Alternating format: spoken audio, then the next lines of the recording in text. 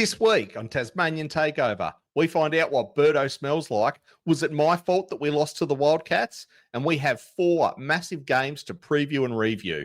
All that and more right here on the Ants Nest. March on, Jackies.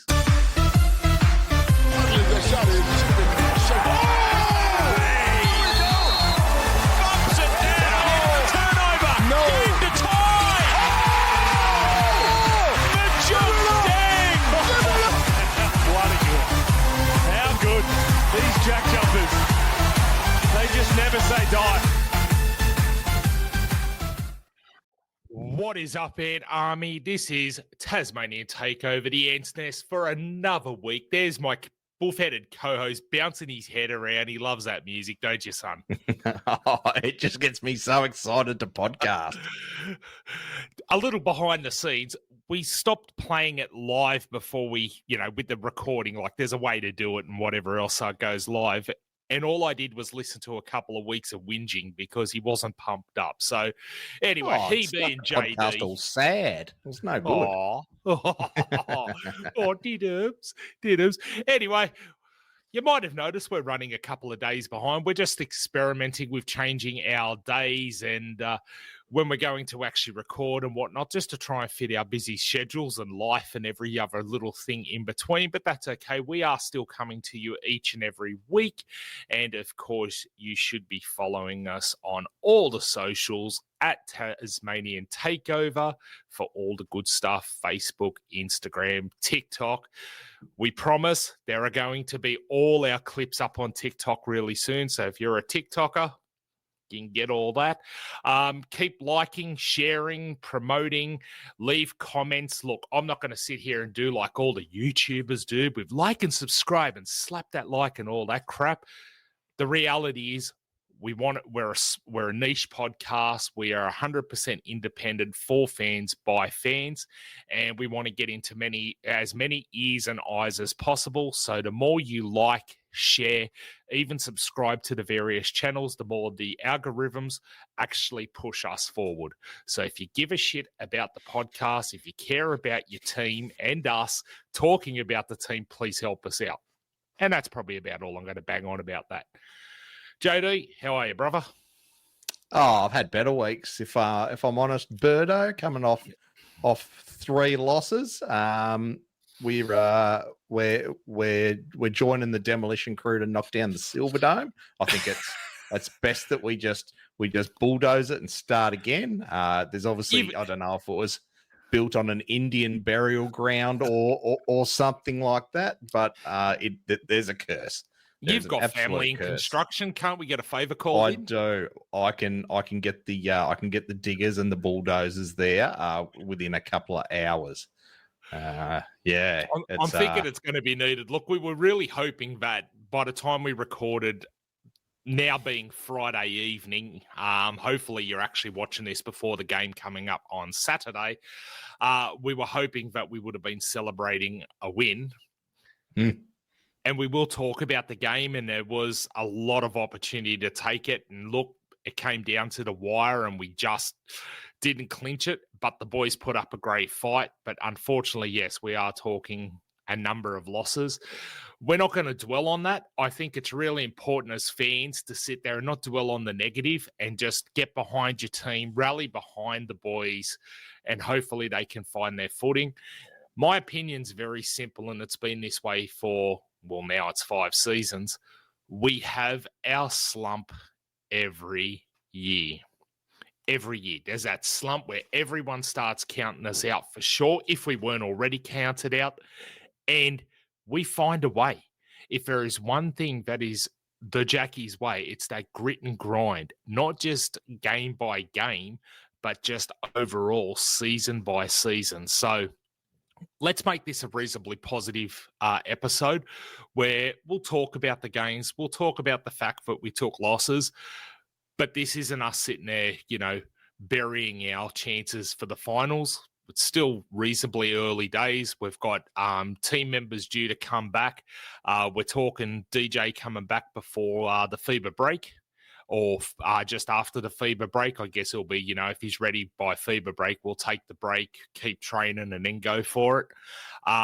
Drim hopefully won't be too far away. But look, as someone who suffers from back problems myself, I could imagine for an elite sportsman, particularly in basketball, where you're bouncing around like a bloody jackrabbit, I could imagine his poor back's copping a hiding, so he needs to rest up for that. And, I mean, the bench, I don't know what's going on with Kobe, what's going on with Archie, but if they're nursing injuries or whatever else, hopefully they're soon in good health, and we can see the second half of the season out healthy and fighting fit.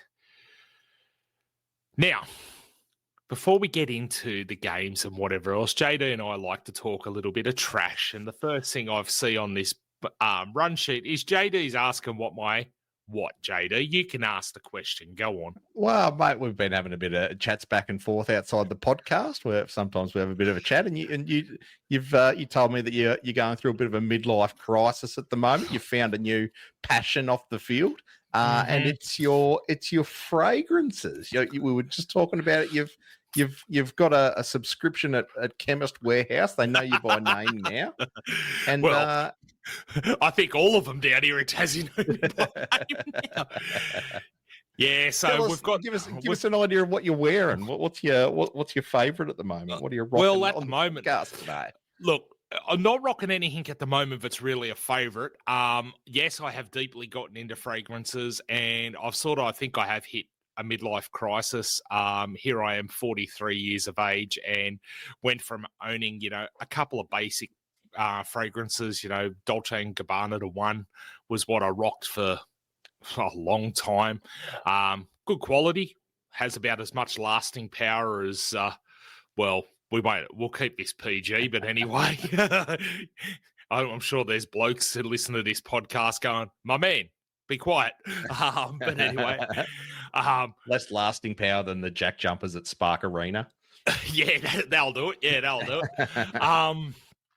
But we've suddenly gotten right into it and spawned by, what was a really nice Father's Day gift, and then just went from there. So we're now sitting on quite a few. We won't go into the exact numbers of them. And no, I haven't paid full price for all of them. Most of them I've gotten through Chemist Warehouse for a little bit of time there, was doing a really good thing where money was being raised for M&D Foundation, and all the testers they had were getting sold off for dirt cheap. So that helped. Completely brand new bottles, just not in regular packaging, just plain packaging. For those who are in the fragrance game, you'll know what I mean when I say a tester bottle. Unused, but just able to be heavily reduced. So it was unreal. So I got a heap of them. But top recommendation, we'll get that out of the way, and then I'm sure this will become a freaking regular on the podcast, judging by JD's I'm not face. forgetting this in a hurry. Shit. Blokes, if you're looking for something that is just a solid wear, particularly if you're an office worker and you just want to just dominate, Boss Bottled Absolute is just phenomenal. Moment I got my nose on that, it just did not leave my need to get it. I then went and got a small decant. I then got a larger decant, and then I went and brought it. Actually, speaking of which, now we are not sponsored, but I do want to give a shout out to a local business in Hobart, St. Cloud's Perfumery. The guys at St. Cloud's are absolutely phenomenal. Since I've gotten into this, I'm now regular now. I get to talk to Claire quite frequently, and she hooks me up. It's fantastic. Go in there. They've got everything you could want on the wall to have a sniff around. And what they don't necessarily promote, but they have a fantastic service. They will do decants. And by decants, you can pick up a little 3 ml vial. Varying prices, whether it's a designer niche or whatever else, but that is a fantastic way to take home something that maybe you're not too sure about. And I mean, let's face it, some of these fragrances are freaking expensive, so it's pretty good. And then they also will decant into larger travel sizes, like 10 millers and whatever else, and you can either bring your own atomizer, or they can sell you one or whatever else. So highly recommend that, particularly if you're getting addicted to it, like I am, because I don't think I'm ever going to go through this much cologne in all my life. I'll be dead and I'll be burying me with it. I heard they were selling it to you in 44-gallon drums, and you were selling it at the Kingston car boot market from the weekend. Mate, I wish I'd make some coin off that one. I'm too freaking lazy to sit there and decant the shit. But anyway, so yeah, get amongst it. I'm sure JD will ask each week. General wear, look, what I have actually got on today is a bit of, what have I got on?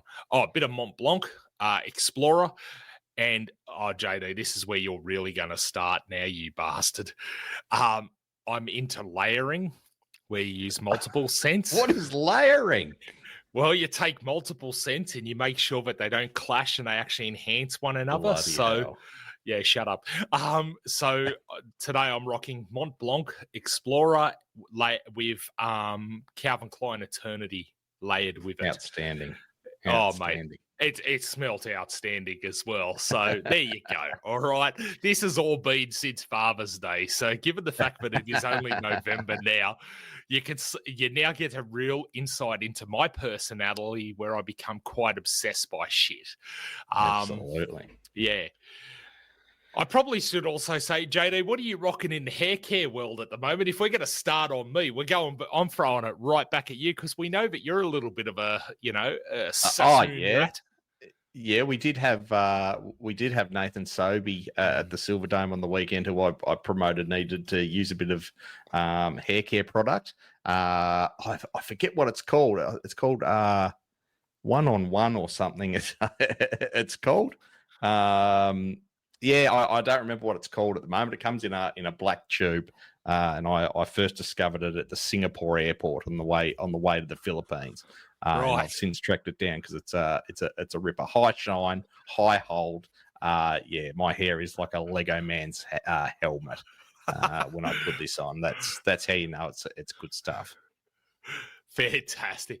I think we might need to get into some basketball. Otherwise, we might lose a few listeners at this point. But yeah, they've all tuned out by this point. Yeah. Of course, if you'd like to hear anything specific on this podcast, do feel free to email us at tasmaniantakeover@gmail.com and let us know what you would like to or not like to hear on the podcast moving forward. Before we do get into the games, I have a serious question to ask. JD, are you the reason that we lost against the Wildcats? Yeah, I think so.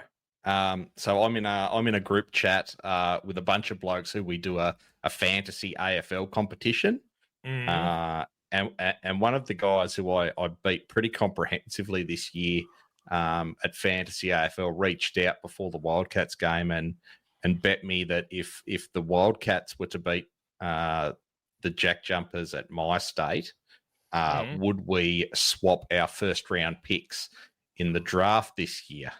And I thought, well, all of the Wildcats play for the Adelaide 36ers now, so this is an easy bet. So I took the bet, and this is why I should never gamble, and that's why we don't do a gambling section of the podcast, is because I am horrific at it, and I would send a lot of people broke if I was giving them advice. So, yeah, really heartfelt apology. I am really starting to think you should just find another team to follow. I think so. If it's not the Jersey curse, you're now gambling against our boys. Gambling. Yeah. No, I gambled for them, but for them, but that might as well have been against us. It may as well have been against. That's right. Right. Well, all I can say to that is I don't think it was just a curse of against the Wildcats. I think you put us on a friggin' very slippery slope. So. Yeah, maybe at Lincoln. Starting to wonder that. Right, well, let's get into it. And I suppose the big question on everyone's lips, or at least on my lips, no, it's not even a big question on my lips. I already know the answer to this one. Is the Silver Dome cursed? Yes. End of story. 5 seasons, and I don't have the numbers on me at the moment, but it's very bloody low. Out of all the games we've played there, we've only won. I think you can count them all on a couple of fingers. You got 2 wins, 8 losses. Yeah. Come on, Lon. I don't know. Look, I don't know what it is. The arena's had an update. JD on the last podcast gave us a really nice rundown of all the things they did up there and whatever else. And it does look schmick on TV. I mean, it doesn't look like they're playing out in the bloody high school auditorium or hall or whatever you want to call it. they've done a lot of different things over the years too. From, I was thinking back on it based on the conversation I saw in the JackJumpers fan group. There's been, they've brought rings up from Hobart. They've travelled up. Yeah, there was one stage there where they brought the rings up from Hobart. Made no difference. They've travelled up beforehand. They've travelled up a couple of days beforehand. There is just something with that arena, and it doesn't make a lot of sense. Now, someone made a good point, and I started thinking about it. I don't necessarily know how much impact it would have, but apparently it's not well air conditioned. In there, if there's air conditioning at all, I haven't been into the Silverdome. Yeah, I could see that being a problem, and there are a couple of times there where I certainly could see it being a problem. I think it was during the Cairns game. Actually, it looked like there was a little bit of ball slippage, and that sounded terrible. But it looked like hands were slipping on, and even that's going to that'll happen when there's no aircon. Yeah, I know. Hey, I think I'm going to have to put a different rating on this podcast. But anyway, and I'm thinking, yeah, okay, but that doesn't account for things like shots not going in and just general performance. Now, we really got to see, and I suppose this is a great segue to start to looking at the different games, and we got to see a much better performance when we played against Southeast Melbourne. And it certainly seemed like a regular game for us. Okay, we didn't take the win, but it felt like a regular game. But against Cairns, it was just shocking. Yeah, really bad. So, I mean, Cairns' final score, 69-75. And, I mean, there were a couple of times there where we were really in a hole. Yep.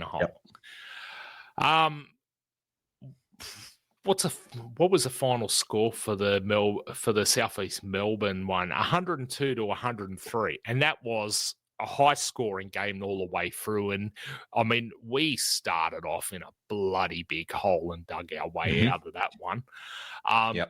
Much better performance. Certainly some great performances all around from the team, but it did feel a little bit more cohesive. But, again, are we cursed with the Silverdome? And, I mean, I know we're an all-Tassie team, but there's something to it when even those in the fan groups who are from up north are saying we'll travel the 2 hours to make it to my state. So, look, I'm all for us playing all over Tasmania. I am not going to be like a gatekeeper who says we've got to only play in Hobart, only my state. But I don't know what it doesn't know. It can't even be to travel because, I mean, they can sit on a plane for a couple of hours to go across to the mainland. Surely it's got to be more comfortable going up in a bus. At least a bus you can sort of stand up, stretch your legs whenever you want and whatever else, I guess, or pull over. You can't necessarily ask the pilot to pull the plane over midair. That'd be all right. Yeah. Look, I don't know what it is. I think we can... we've just got to keep trying stuff, and I love what they did against Southeast Melbourne, which we'll talk about in great depth in a minute. But they just came out and just wanted to play fast, which is the complete opposite of what they did against Cairns. So keep trying stuff, Scott. We'll crack it eventually, and I'm looking forward to making the Silverdome as big a fortress as my state's been for us over the years. Yeah. Go up there, burn some incense or something, do sage, bloody clear sage, clear the juju out. Bad juju. Yeah. All right, well, let's get into antics and start reviewing the games. And look, like I said, we're not going to dwell on this. We've got 3 games to talk about. We're just going to sort of brush over some of it. I mean, by now, it's a little bit late to the post, but whatever. Perth, 84-95. What I will say about this was one of our Ignite games. We started off quite strong. It actually felt like we were going to do to Perth what we did to Sydney, and then the wheels fell off the bus a little bit. It just, I don't know what it was. It was almost like we gassed ourselves or something. What do you think, JD? Like, what do you notice about that game? Yeah, the Jackies have this in them. Every now and then, it happens once a season. We'll have a a really poor showing at My State Arena. It happened on Christmas Day one year, where we just come out and we just have this flat game. Now, whether the adrenaline and the emotion from the Sydney Kings win, maybe we were still on the back end of a come down from that game, but it was just a low energy, low effort sort of game against the Wildcats. And hopefully we never see it again at My State, because that's not what we want. And then we move into the Cairns game, 69-75. And again, it just felt like it was low energy. There was, I suppose the biggest threat for us thinking about it was going to be McVeigh. And yeah, McVeigh put on a pretty decent show. Andrew Andrews put on a phenomenal showing. Schofield was also pretty decent as well. What we could say is that there seemed to be a lot of not a lot. It felt like the pressure just wasn't on Cairns. They had a lot of time and space to really execute. And again, no obvious reason why. It's felt a bit funny. And then, well, I'll leave this one to you because I can see you've put it in the show notes specifically. I was going to talk about it, but I'll give you a bit of shine. Talk to us about our boy Jack and what happened in that game for those who might have missed it. Oh, if you didn't see it, our boy Jack McVeigh had the ball. Majuk Deng come over and tried to snatch it out of his hands and just held on to it a little bit, and then they ended up in a bit of a bear hug situation before our boy, the Fresh Prince of Ben Air, came flying in. Jack Russell yapping his head off, and it was great. You've got it. I haven't got the vision here because it wasn't in the highlights package, but it was great to watch, and both teams were fired up. Oh, absolutely. I mean, it seemed funny to see Juk and McVeigh going at each other after how long they've been playing with each other, but I guess that's competition for you. When you're on opposite sides, it is what it is. But the loyalty of Ben Air, just out of nowhere, you just see him coming at it. He's great. I do. And speaking of Ben Air and him getting into it, it was even giving the refs some during the Southeast Melbourne game. I thought at one stage, they were just going to say, you get out. He was just not backing down. Yeah, I got to say, I do love the fight and the bloke. I love it. He's just, love it. Pitbull behaviour. Love it. Very good. But solid teammate and solid player. He has absolutely been an awesome pickup for us, and I'll argue that point. I really think just what he's bringing to the team is just brilliant, absolutely brilliant. One interesting stat, I don't know if you saw it. Yeah, I've got one more thing. Against Cairns had 3 players who scored more than 3 points, and they still won. So Schofield, Andrew, McVeigh all scored in the 20s. The next highest scorer was Marcus Lee with 3. Right. And it seemed like a pretty simple formula to beat Cairns. You stop one of Admiral Schofield, Andrew Andrews, or Jack McVeigh, you stop the Cairns Taipans. But we couldn't do it. The defensive pressure wasn't there. We just sort of let them do their own thing. I don't know. I don't know if the light reflecting off Andrew Andrews' head was getting in their eyes a bit. I don't know what it was, but we were just off. You're a smart ass, honestly. All right, well, lead us into Sem. Give us a bit of a talk about the Southeast Melbourne game. Oh, what a game! What a game! I know we didn't come away with the chocolates, but it was so good to watch. It was so much fun putting this highlights package together today. 2 teams just going out and scoring. Unfortunately, Ben Air had a shot that was a centimetre off on the final buzzer, it broke your heart to watch because it was set up for another Jackie's buzzer beater. Absolutely. It was great to watch. I honestly thought it was going in. It just seemed to do the old rim rattle. It got about halfway down, didn't it? Yeah, and I heard commentary, why didn't we get it to Hamilton? Yeah, that was very simple to answer. He had two people just full on muscling him out.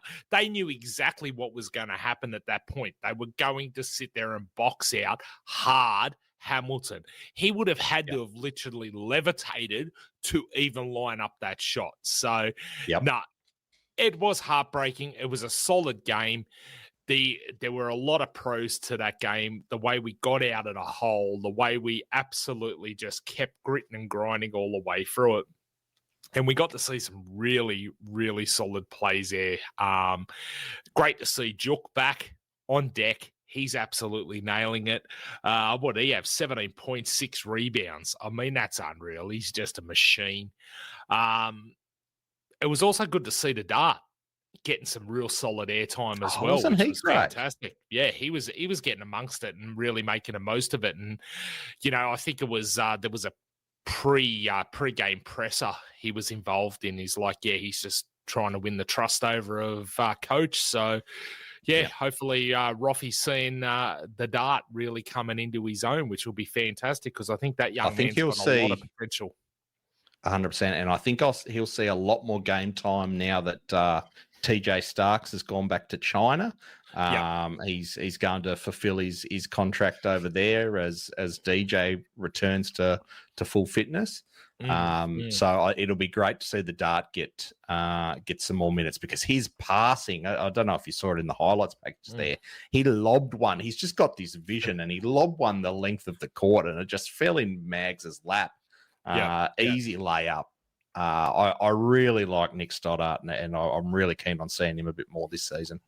Absolutely. All right, well, who are we going to talk about this week? Because I mean, when we're on the back of 3 losses, it's kind of hard to really give man of the matches, players of the week, whatever you want to call it.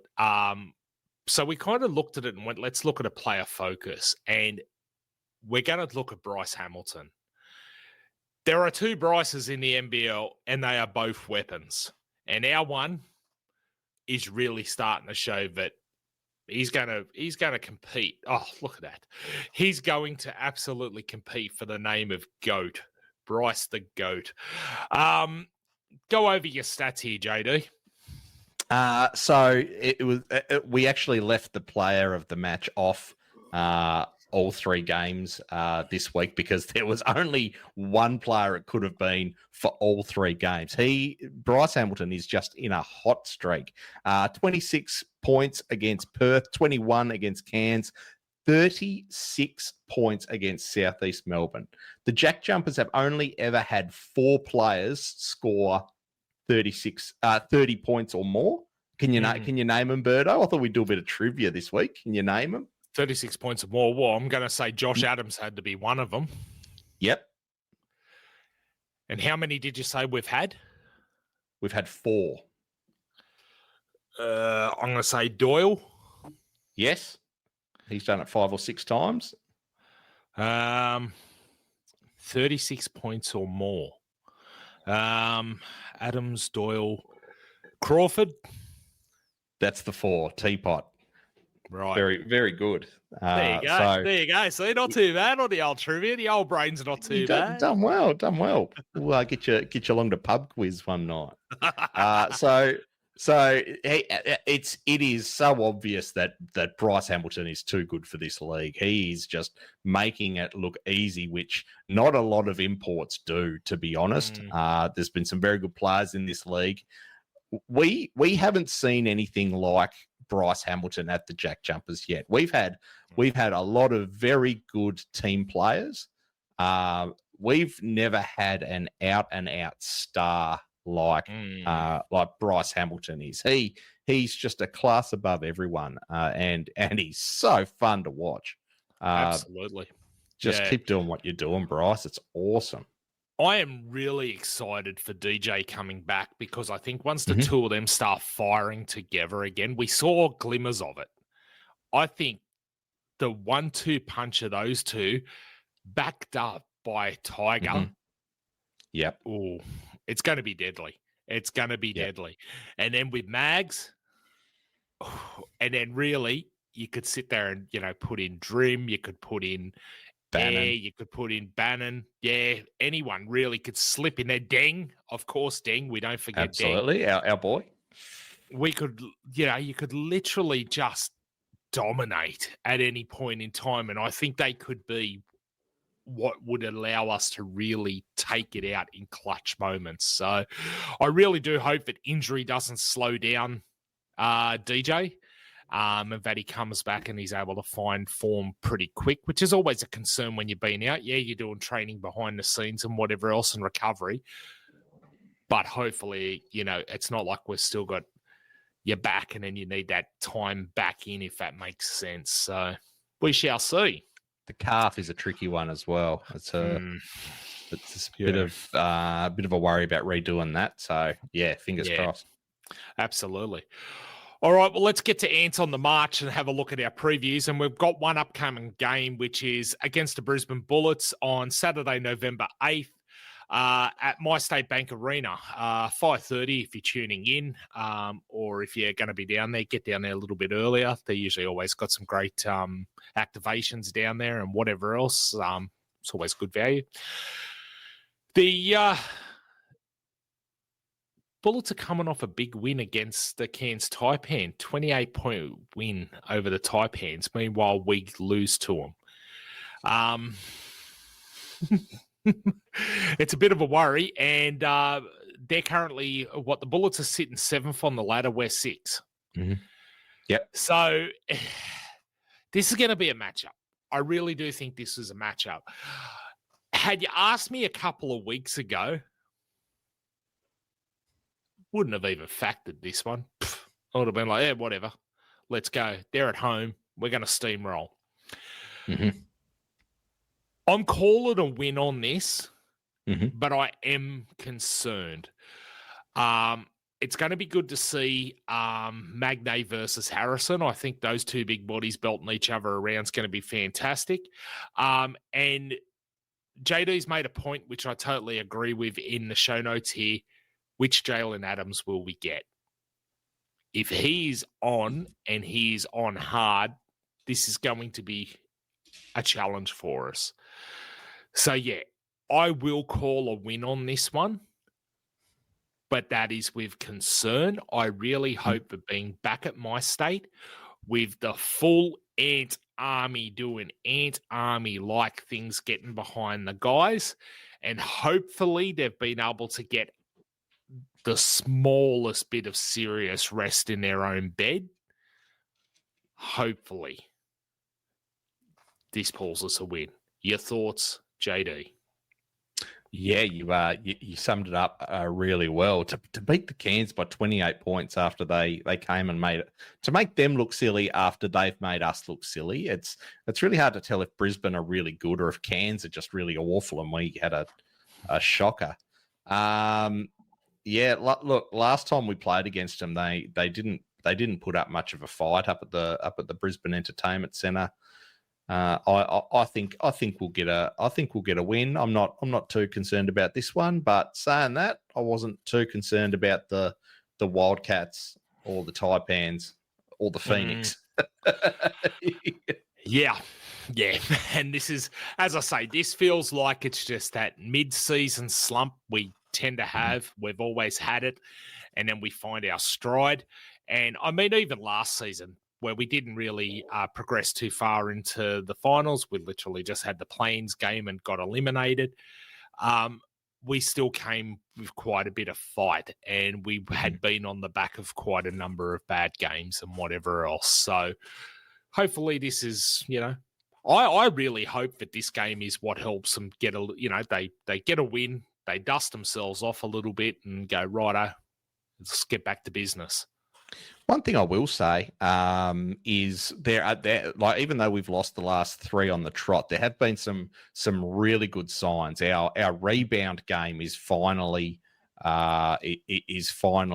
We won the rebound against Perth, and we won the rebounds against Southeast Melbourne, and our free throws have improved so much as well. Magnay got 2 in a row on the weekend. Yeah, I think I went and got That's a lot. how good our free throws are going at the moment. If Mags can get 2 in a row, you know you're having a good day. Absolutely. And look, this is no disrespect to Big Mags. He does so much right. And we love him. His free throws are improving. Yeah, it's just you can almost set your watch to a 50% hit. But anyway, 50%er. He's just a 50%er. Let's get that to 60 Mags. We'll be wrapped. Absolutely. All right, Ant Army update. What's going on in the community and all? And JD, you've got some news for us. Oh, look, it was a bit quiet on the Facebook page the last couple of weeks, so I just thought I would reach out. This is the 23-24 NBL Champions Tasmania JackJumpers Facebook page. Fan page. It's a bit of a it's a generous title, we'll call it. And I noticed it just gone a bit quiet the last couple of weeks. Only really the AI approved posts were coming through. So I just thought I'd reach out and see how they were going. I obviously look after the Tasmanian Devils supporter page. And I just said, look, I look after a page with 20,000 members. Be happy to help the Jackies, which has 10,000 members. And they've made me a moderator. So I'm now approving my own posts, so you'll be seeing a lot more Ants Nest content on the Facebook page, and it should be a lot more responsive now. I'm lucky enough to be able to keep an eye on it from my desk most days, so I've been very busy approving posts. So if you've got something to say about the Jackies, put it up on the 2023-24 NBL Champions Tasmania JackJumpers fan page. That is a mouthful. It is a mouthful.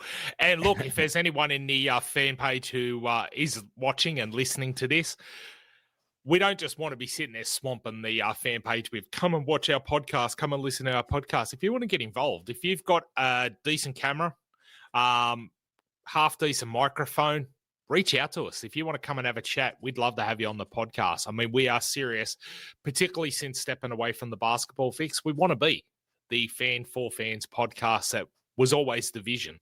And yeah, the more we can hear from the fans, the more we can hear just real fans talking real thoughts about their favorite team. And this extends to when JD ends up launching Devil's Den, and if he ever decides to do the Hobart Hurricanes one as well. So that's a real possibility. See what goes on there. But yeah, I think JD's starting to realise just how much work all this takes. Might have scared him off a little bit. It's not small. No. And yet, we don't make any money off any of this. So if there's anyone who is listening who would like to sponsor the show to help us cover, just our time, hell, even if it's just to provide us with maybe some free beer or something like that, we're easy. Product is always good. I like fragrances. JD likes hair products, or, snacks. whatever. And snacks, beers, snacks, whatever. And you just want to get your brand out there. Look, we're growing. We are growing. I won't lie to you. We are growing slowly, but we are a niche podcast. We're currently talking to community radio stations around Tasmania. In those, the conversations are literally in the point where we're getting scheduling to happen. So if you'd like to get your brand out there, we're happy to promote particularly Tasmanian brands. Yeah, so reach out. All right. Well, you can talk about what you want people to do. You go and put little buddy commands into the show notes. Go on. I forgot about that. I'm just interesting. I was having a look at the analytics on YouTube. I'm an analyst by day, kind of. You're a nerd, and I am a nerd, and I just thought, look, if you've made it this far, why don't you leave us a little basketball emoji in the comments and let us know who's making it all the way to the end? That'd be really cool. We love comments. If you want to comment, do it. But we'd love a little basketball in the comments if you've made it this far. Awesome. Yeah, please do. Let us know where. And if you're listening on multiple platforms, let us know where you're listening to us or watching us from. So YouTube, obviously, for all the video, and then we've got the podcast on YouTube Music, on Spotify, on Apple Music, and then obviously there could be other apps that are picking it up and whatever else. Let us know. I mean, look, we really want to make sure that everyone's getting access to us. And yeah, it's always nice to know who's listening and where you're listening from.